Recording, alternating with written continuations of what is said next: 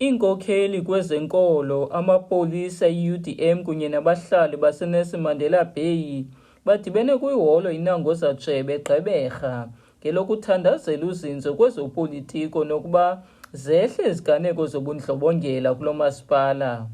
Abahlali bathi emva kwalo mthandazo banqwenela ukuba lehle izinga lobundlobongela nolwaphulo-mthetho kwesi sixeko. Ngaske uphucuko lwethu ngabantwana bethu singabazukulwane ngabantwana bobrother bethu ngabantwana bodamkhulu bethu kodwa sikhohla kuhamba apha esitratweni ebusuku emva ko7 emva ko8 soyika ukuphuma esitratweni sikhatyelwa amacango kwezazindlu sidutyulwa siphakathi ezindlini. I want to be there for the government must give change in that word. In Ward 31 in Missionville, but now I'm seeing now there's a lot of scams is there in Missionville, but the government do nothing about that. Ngokweengxelo ze-Mexican Council for Public Security and Criminal Justice, iNelson Mandela Bay ikwindawo ye-9 kuluhlu lwezixeko esidume ngobundlobongela kwihlabathi. Nangona kunjalo, inkonzo yesipolisa kulo mmandla ithi yenza unako ukuqubisana nolwaphulo-mthetho. Thina ke emapoliseni ke zininzi izinto esizenzayo sinako ukuba kanti asaziwa ngabantu. Abantu abaninzi na maybe abayazi ukubana even in the past week for instance sivalele abantu aba-over 12 safumana i-firearms esi-over 12 as well ebantwini abacommita i-crimes not kwenye indawo but apha eNelson Mandela Bay. Usekela nobhala kwi-UDM eMpuma Kapa uBulelani Bhobhotyane uthi kubalulekile ukuba inkolo ibandakanywe kulawulo nakwidabi lokulwa nolwaphulo-mthetho. Nelson Mandela has been regarded or has been declared as the most dangerous city in the world, not only in South Africa. That is not normal.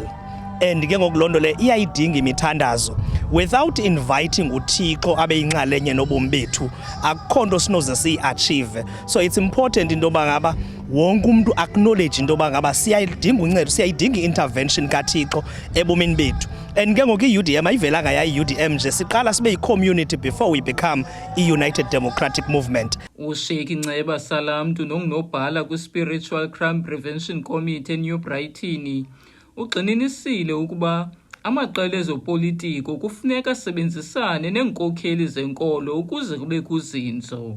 Kubalekile ke inkonzo ingakhethanga cala lithini kwezopolitiko kodwa ke liqonga abantu bezopolitiko abanothi balisebenzise ukuba bavele ezinkonzweni.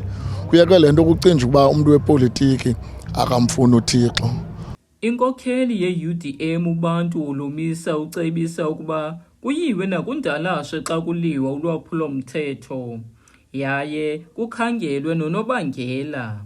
We would have to invest okokuqala kwi-crime intelligence. I-crime intelligence is nothing else but kuba istrato nestrato kanye region ward neward ube nabantu osebenzisana nabo underground uyi-police force ukwenzela uba ithi into ingekenzeki bese niyazi uba ngubani othengisa nee-drugs estratweni.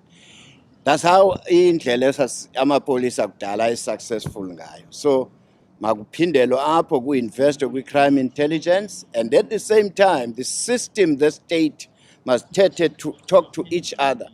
I-Department of Trade and Industry yenza ntoni ukulwa into yangabikho kwengqesho? Because abanye abantu abayenza i-crime kuba desperate. Masingayilibali loo nto leyo. Le nkokheli ithi iphondo leMpuma Kapa lifanele ukuba lilawulwe ngurhulumente wobumbano. Njengokuba siya elonyulweni, umnqweno wami ingangaske kube kunophumelela i-political parties contest elections, kodwa kungabikho political party eyi-1 ezawudominata kuba i-one party state siyibonile ukuba it breeds corruption. Ngoku sifuna into yoba urhulumente oyoba khona ibe ngurhulumente noko onothi ngowobumbano apho kuza kunyanzeleka uba i-checks and balances kwazi ingene sigadane kuziswe ii-services ebantwini. I-UDM iqinisekise ukuba ilungele ukusebenzisana nalo naliphina iqela lezopolitiko kurhulumente wobumbano. I-United Democratic Movement ayizange uyive neminenye ibeka ii-conditions ezithi asisebenzi nambani. Njengoba ndisitsho ndithi we need our own model efana nale National Government of National Unity, but masiyenze apha ephondweni.